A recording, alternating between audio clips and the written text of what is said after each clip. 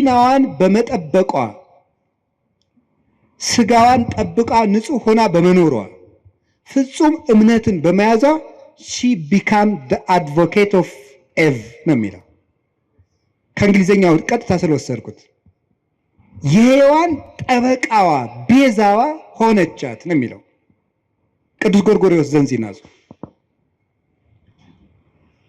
ታዲያ ምንድነው ማድረግ የፈለጋችሁ ይባል ሄዳችሁ ትናንትን ማየት ነው ይባላል አይባልም? ሐሳብ ሲገጥማችሁ ምን ተብሏል? እስኪ መምህር አባቶች ምን ብለዋል በዚህ ጉዳይ ላይ ኑረውበታል እኮ።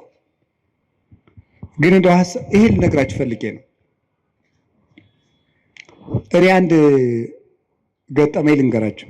ሰሞኑን ኢየሩሳሌም ነበርኩኝ እና እመቤታችን ቤዛ ትባላለች አትባልም የሚለው እዚህ በጣም ብዙ እየተምታታ ስለሆነ ብዙ ሰው ስለዚህ ጉዳይ መልስ ስጠን ምናምን እያለ ቴክስትም ያደርግልኛል።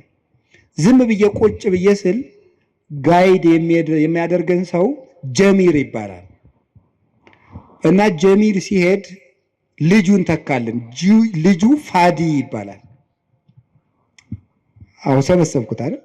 ፋዲ ይባላል እና እኔ መተዋወቅ ሰውን ስሙን መጠየቅ ደስ ይለኛል። ማን ነው ስምህ ስለው ፋዲ አለኝ።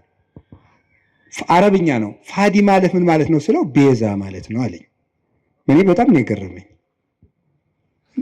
እና ፋዲ እንኳን ቤዛ ተብሏል።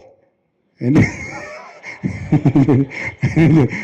እኮ ነው የምነግራችሁ ማለት ነው።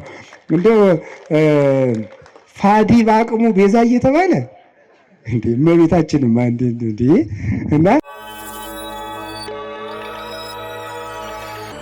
ሄላቲዮ